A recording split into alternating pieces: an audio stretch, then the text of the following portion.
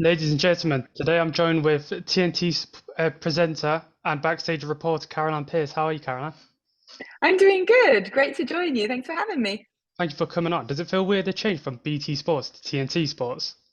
It does. It's still taking a little bit of getting used to. I've had two events now under the new name, UFC London and then Salt Lake City, UFC 291 last weekend. And we have a bit of a group chat with the backstage PR when we want to request fighters. And I kept writing, Justin Gaethje for BT Sport, please. And they were like, "Don't you mean TNT Sports?" I'm like, "Damn it!" But I think it sounds good. It's got a nice ring to it. Obviously, you were at UFC 291, Salt Lake City. What was it like being a part of an event of that magnitude? Yeah, I mean, I've been fortunate to be part of some of the biggest events in the UFC. So, a lot of the Conor McGregor fights, back in the day when he was fighting Jose Aldo and all the rest of it. So, but I got to say, this one felt as, like one of those big ones for us. I mean, the card was strong on paper, but it just delivered like fight after fight after fight was a finish, a submission. I think only two fights went the distance. And for Justin Gaethje to finish it the way he did, the last event of the evening with that head kick knockout was sort of everyone left on a bit of a high from that. So yeah, it was a lot of fun. It really was. When you have a main event knockout like that, the head kick, how do you prepare questions afterwards? Do you just prepare for both fighters in case both like one of those wins, or do you just freestyle it depending on the result? That's a really good question, actually. So my sort of process is during the week we're doing lots of other interviews. So sometimes it's sit down interviews. There'll be post weigh-in interviews. Talking to other journalists. I did a little thing with John Anik during the official weigh-in. So you're already building the narrative and the stories. I've already maybe asked them some of the build-up questions already.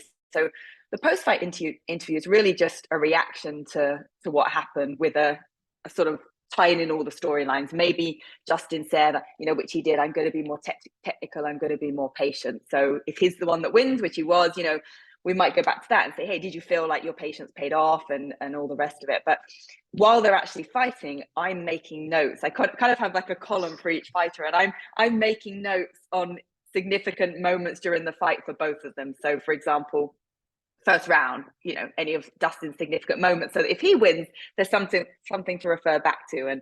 But when it's something as spectacular as a head kick knockout, that kind of is the narrative, really. Did you drill that in training? Where, at what point did you see that might be an opening? Like all those sort of questions make it quite easy. When it's a decision, with Alex Pereira and Jan Blachowicz before that, there's a lot more sort of moments within the fight we can talk to. But then it really just becomes a case of what are you looking to next? Because on the build up to the fight, you ask them about what's next. They don't want to talk about it. It's usually, I'm just focused on the weekend. So there's all different directions we can go in. And then with Justin, we obviously reference Leon Edwards' result in Salt Lake City the fight before, the same head kick knockout with the other leg. So there's things we can tie it into like that. But yeah, I'm definitely very much in my mind thinking of both fighters and significant conversations and moments within the fight to refer back to. And then whoever wins, then that's the direction you go in. Do you get like a small monitor at the back to watch the fights on? Yeah, so people think they're like, oh, you must have the best view in the house of the fights. I'm like, no, I'm watching it on a screen. I mean, no, it's a decent sized television, and there's quite a few of them scattered around because what actually happens is, for example, during that first round of Dustin and Justin, I'm in the middle of an interview with Alex Pereira because if that's when they bring him to us after his fight, you're not going to ask him to wait. So, I've got half an eye on the monitor. Sometimes my colleagues have to fill me in if I didn't see the whole fight. So we sort of get behind a little bit in terms of watching, interviewing, and trying to catch up as the night goes by. But we have several monitors, and we can pop into the arena if we just want to get a feel of the atmosphere or record any links from there. But it's a really nice position because I get to be one of the first people to talk to the fighters after their performance, win or lose. Usually we just talk to the winners, those that have lost, as you'd imagine, don't really want to talk or maybe going off to medical checkups.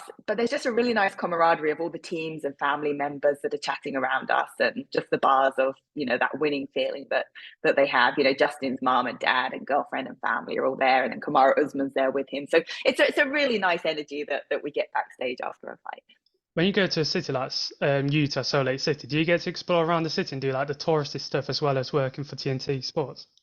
Yeah, sometimes it depends. Like, it depends on my schedule. For example, a lot of the fights I do in Vegas, I've seen Vegas a million times now, so we go for some nice meals, and occasionally, if it's someone's birthday, we have a little bit of a night out. We always have a celebration post fight at the Circle Bar at the Park MGM Hotel, opposite the T-Mobile Bar. But with Salt Lake, I took one of the little like bird scooters out and went to the Capitol building and had a little look around. But for the most part, it's just sort of knuckling down and doing the job. But if it's a city I haven't been, then I'll take a little bit of time to look around if I can. And it's a perk of the job, getting to explore a lot of different cities. Just being back for UFC London a couple of weeks ago, and it's where I'm from, or I used to live. I'm now based in Los Angeles, but I get excited to get back into the city and see friends and see more of London. So it depends on the location. Well, being able to travel pretty much all over the world, where would you say your favorite places to visit if it's more than once? For a fight, that is, or in general. For fire, then like being able to Hmm. visit the city. Do you know what? I love the events we have in London, and I think I love to an excuse to come back home, come back to the UK. But there's something about the UK fans that are just incredible. It's so fun. Just the energy, the way we get behind our British fighters. Madison Square Garden in New York is an incredible place to witness and work a fight, just because I think it's so iconic, MSG, and I love New York. I love the vibe of the city. So definitely, I think those two cities, like the big cities. Vegas is always easy. It's an hour flight from me. You'll get a lot of the big celebs turn up for the Vegas fights, the president, the former president, sorry. But in terms of just for myself, the places I like to visit, I think hands down Italy at the moment. Anywhere in Italy is always a big pull for me.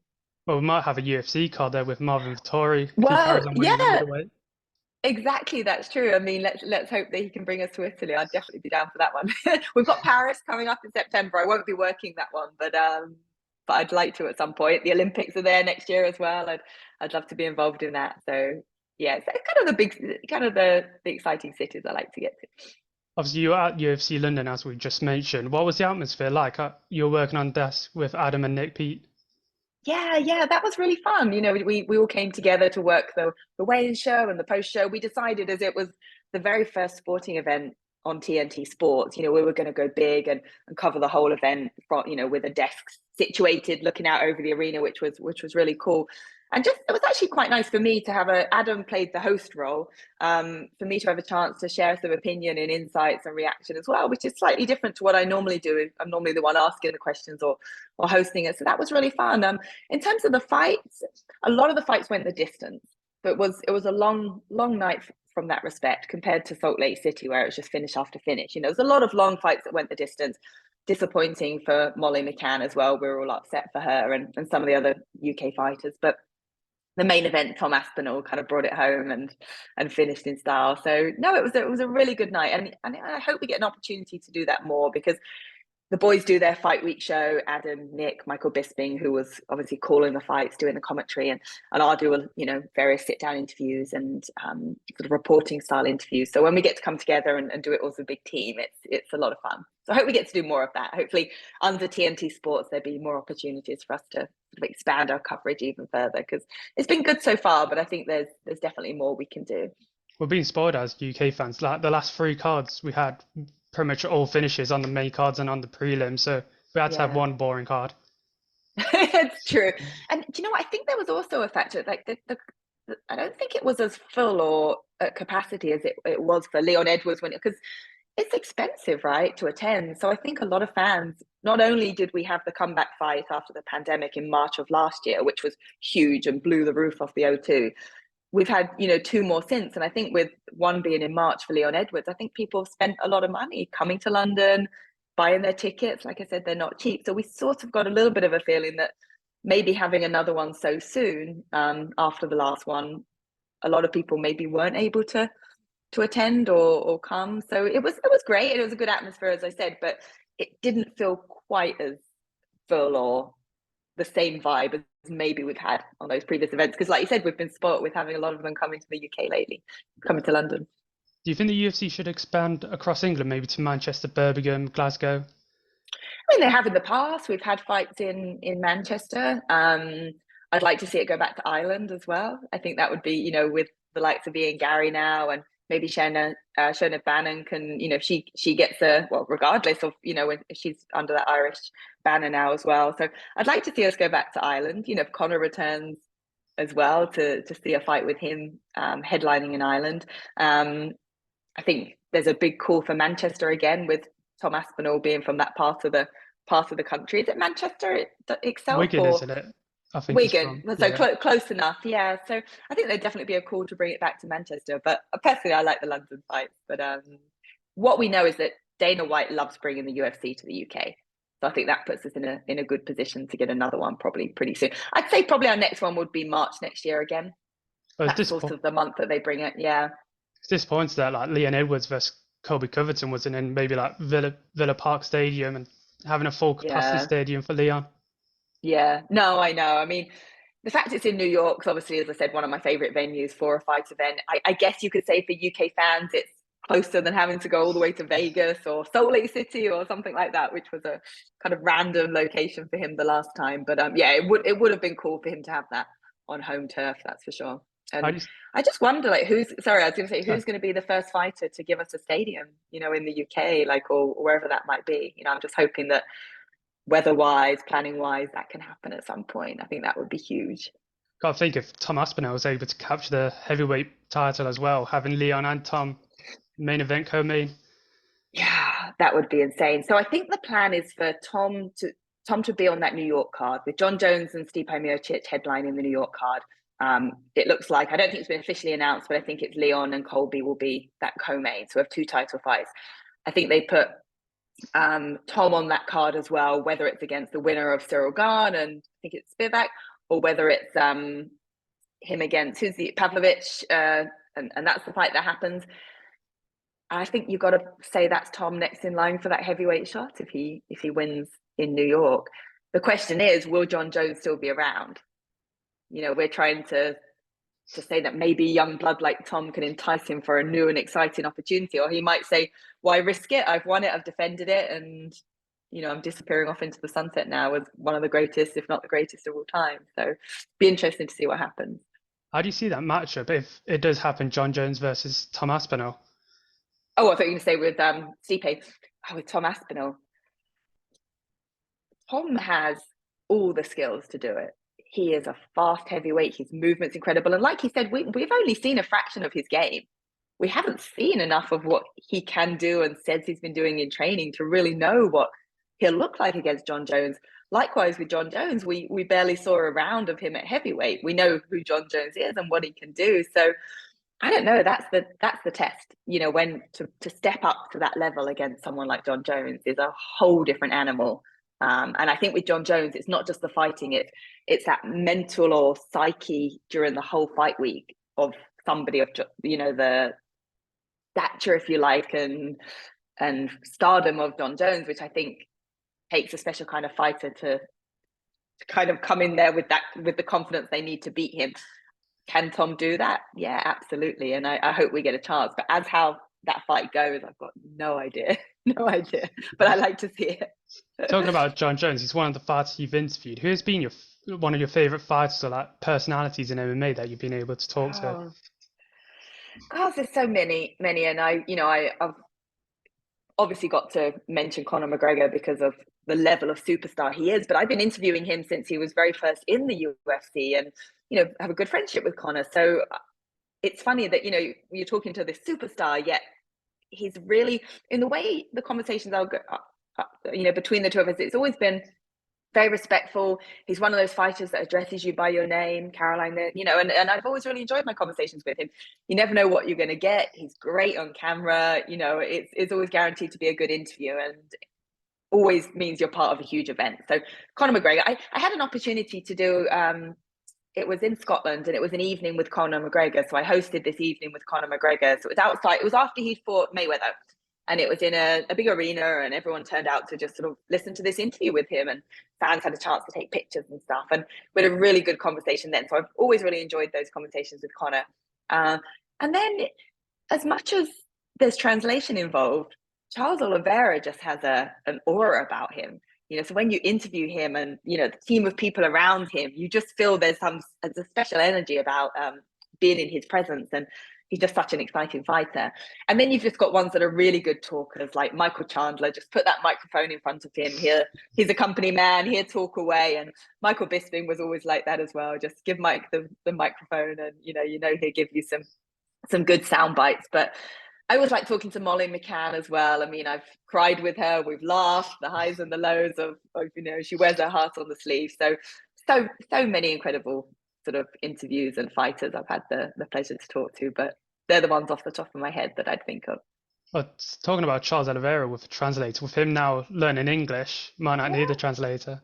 I know. I mean, part of the language barrier, I think, creates the mystique around him. Like, this killer, this dangerous, fighter. You don't know what he's going to say or do. But I know when I listened to him interview with the Brazilian media, and Evie, who sort of does those interviews, she talked to me afterwards. I said, well, what did he say? He looks so animated. And, and I feel like we lose a little bit of that personality when someone can't speak the language. But I don't know, it sounds like he's set on course to learn a bit more. And even him just saying those few words after his last fight with Dariush is like, okay, we're getting to see a little bit more of your personality. So he has got that infectious personality around him. And I think even talking to Alex Pereira this week in Salt Lake City, I think part of him not doing such a heavy weight cut, he was smiling more, the cheeks weren't drawn in, he didn't look like he was going to kill everyone he came across. But I think he's starting to understand a little bit more English. I tried to push him to say something at the end of our interview, and he managed to say, oh, English not good. I was like, hey, you know a little bit. But I think obviously for the promotion and for their stardom, if you like, I think knowing a little bit of English helps, but I think the translation adds a bit of mystique to it.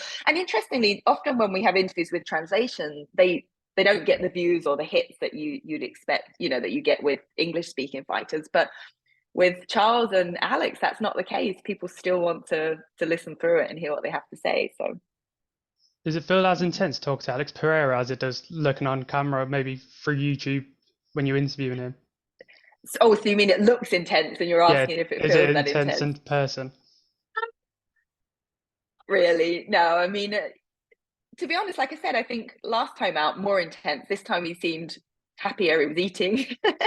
Obviously, he's winning, and that's always a good sign. But that's an intensity. But I definitely felt at light heavyweight, it was less so than it was at middleweight. I mean, when I interviewed him in New York, his last middleweight. Oh no, actually, it wasn't his last middleweight fight. It was the last one I did with him when he beat Izzy. The first MMA fight. The fact his cheeks were so drawn in after the weigh-ins, that he had all that war paint on. Yeah, I was a little bit scared, I've got to admit, doing that one. but then you finish the interview and it's all, oh, thank you, and they're really nice. So not to the extent it might look on camera. How do you get into being an MMA reporter? For me, it wasn't necessarily what I sought out. The opportunity came to me. So I was a former athlete myself in track and field, in athletics, and in bobsled as well. So I'd competed summer and winter championships, and I just wanted to stay involved in sport. And I'd done a little bit of television with the TV show Gladiators when they revived the show on Sky One. So how can I combine this love and passion I have for sport with media and that sense of performing again? So I went down the sports journalism route and started with World's Strongest Man and British Superbikes and Eurosport, just getting an experience of doing different sports, a little bit of athletics. And then when BT Sport launched as a channel, pretty much, this month, 10 years ago, I was approached to be involved, and they offered me the UFC. And I remember thinking, well, I don't know a whole lot about it. 10 years ago in the UK, it wasn't what it is now. But being a heptathlete and training myself for 7 different disciplines, I really respected and got excited about the multidiscipline nature of the sport. You're training jiu-jitsu, judo, karate, whatever it might be.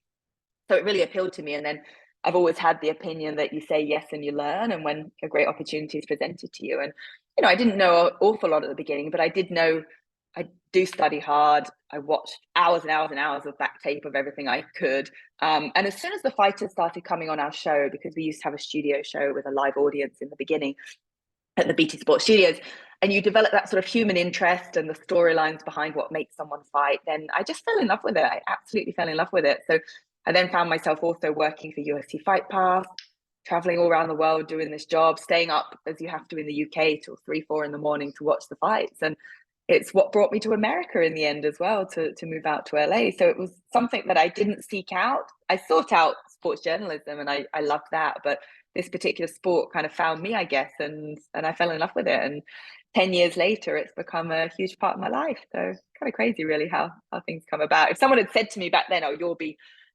living in America and spending your life talking about fight sports," I would have gone, "Really?" But here we are. Back in 2013, when you did get the call from BT, do you think it will go on to be as big as it is in England and around the world? I don't know. I mean, I knew it was the fastest growing sport in the world, so I already had an idea that okay, this is something that's going somewhere. But I remember talking to my management at the time and friends and people saying, "Oh, do you think this is a good look for you? Do you think it's very violent? Do you think this is going to be good for what you're trying to do with your career?" So I definitely had that moment. I was like, "Oh, I don't know. Is it? I mean, it seems cool, and I can see the athleticism in it." And even now, people say to me, "Do you find it hard to watch?" I think people sometimes assume, especially as a woman, is it hard for you to watch? It's violent and all the rest of it. And surprisingly, no. I mean, I think I'm just always looking at technique and intricacies and storylines and all the rest of it. And of course, there's moments that are horrific. And there's, I've witnessed Chris Weidman break his leg, Anderson Silva break his leg, Conor McGregor. They're the moments that kind of sits with you a little bit afterwards, especially with Chris Weidman, because I was there at the arena. He was wheeled past us backstage screaming. And, there can be parts that are hard to take. But for me, it was I just thought, wow, this is the type of athletes that these men and women are is incredible. So did I think it would be as big as it is now? Maybe when Conor came along and we saw what he was starting to do, and Ronda Rousey before that, I thought it could be. But now it's hard to imagine it not being the sport that it is. And I always say to people, if you've not ever attended a UFC event, whether you like the sport or you're ambivalent to it, you cannot help but just appreciate and enjoy the show of what it is. Bruce Buffer screaming out the names. And I think the difference as well, I've covered a bit of boxing, is every fight matters and every fight is made to feel as important from that first prelim all the way to the main event. I've covered Canelo and Tyson Fury, and we're waiting for the main event, maybe the co-main event, and all we're talking about is building up to that main event. Whereas with UFC, from the very first event, we're talking about who's involved. Do you see what I mean? So that's what feels different and bigger about it to me. Now, having been involved in some of the huge boxing events, yeah, they have that feeling too, but it's still just about that main event. Being a part of McGregor Mania when it was first happening back in 2014, did you Yeah. see him becoming a double champion and fighting Mayweather in 2017 and 2016 respectively? I mean, did I think about it? No, but if someone had said to me that's what's going to happen, I would have totally believed it just because of the personality and the draw that he had. I mean, I remember that fight with Chad Mendes in Vegas, like the Irish consulate were on alert. Sinead O'Connor, who, obviously sadly passed away now, was singing him out into the arena. I mean, at that point, it's hard to imagine that what won't he do, with his career and the relationship he built with the UFC and the UFC's, which I always sort of praise them on, ability to just think big and change the game. Even during the pandemic, the way they were the first sport to be back putting on events despite criticism from certain people and so forth. So absolutely, I could have pictured this happening. The Mayweather thing was kind of nuts. This is this undefeated, legend of a boxer, and he's putting it on the line against a UFC fighter. But that was a good fight. I mean, I enjoyed that fight. And as I said, that's when I spoke to Conor afterwards in that evening with Conor McGregor was after that fight. And I remember thinking he would just, he made a lot of money. He's got to be happy. But to hear how he was actually so frustrated and talking about the fight itself and all the things that led to, it not going his way, I thought, no, that's a true competitor. It's not, okay, the money's great, cash in the check, because he said in our interview was the best part. But on a serious level, you realize that, and people question now why he would want to come back with all the money he has. If you're inside, you're an athlete and that's what and that's what you live for, then you're going to want to get back in there and do it. We see even to this day it still haunts him talking about what he would do to get that win back against Mayweather. Yeah, I think any fighter that's had a loss wants it back. Justin Gaethje talked about it the weekend. He had to sit with that loss to Dustin Poirier for years. He had a chance to get redemption.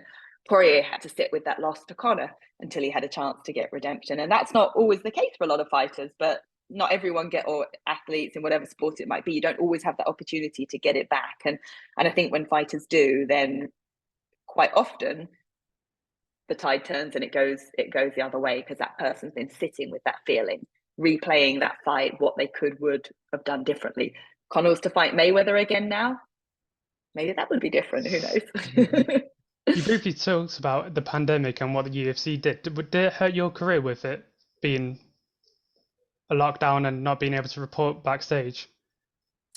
Do you know, it was interesting. So it actually helped my UFC career, but it hindered my PFL career. So I was also hosting, reporting, presenting, whatever you want to call it, for the Professional Fighters League for 2 years before the pandemic as their sort of main reporter and host.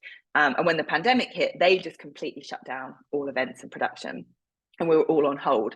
And then when they eventually came back, they decided to start smaller without a presenter and a host. They just had their commentary team. So that hurt me. That was a year of shows that I lost with them. But with the UFC, when very quickly Dana started putting things in place at the UFC Apex behind closed doors, I was the only person from our BT Sport team that could physically be in America because the US shut down anyone from outside of the US that wasn't a green card holder or a citizen from entering the country. So not a single member of our team could get to the States, and all the events were happening in Vegas. So it actually, in some ways, it actually put me in, well, it did put me in a position where I was able to do all of these events. And it was a big learning curve because I didn't have my usual crew and team around me. It's me operating my own camera for the first couple of events, which was a whole nother experience, which I don't wish to repeat. It was stressful trying to link up with the team back in the UK, but I learned a lot of new skills. And then just myself and a cameraman would go around and do these events. And okay, we had masks on and we'd have to quarantine in the hotel and not even order any takeout food the whole time we were waiting for results. It was a strange time, but it actually in some ways sort of put me back in my position within BT Sport. And then our team merged as one afterwards. So that side of things grew for me. What I do in the fitness industry grew for me as well, because we were really focusing on at-home workouts for people that couldn't go to a gym. So I have and work with an app called Fit On App. So it absolutely exploded during the pandemic because we were able to film all these workouts at home and keep people active and motivated and fit during the pandemic. So it was swings and roundabouts, but the UFC, they got it right and they kept us going, which I know I'm thankful for. A former UFC veteran in action this weekend, Nate Diaz against Jake Paul. How do you see that one going in Oh boxing? God.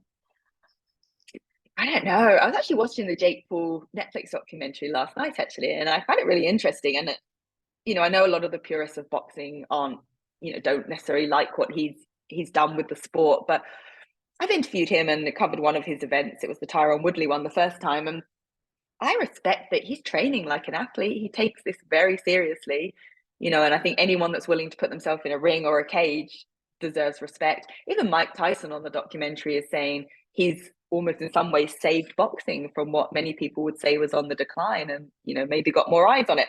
The purists will turn around and say, so I'm going off a tangent now, but the purists will turn around and say that, well, there might be eyes on it, but are they buying the pay-per-views, or are they actually caring about the other boxers, or is it just the YouTube stars that they want to see? Anyway, probably another discussion. But in terms of him and Nate Diaz, I don't know. Nate's a very good boxer in MMA, okay? And he absolutely can beat Jake Paul. Jake Paul's a big guy, though. He's a big, muscular guy, and I think maybe other than Anderson Silva, everyone else he's fought looked quite a bit smaller. I guess Tommy Fury wasn't too dissimilar in size, but he's a big, strong, powerful, young fighter.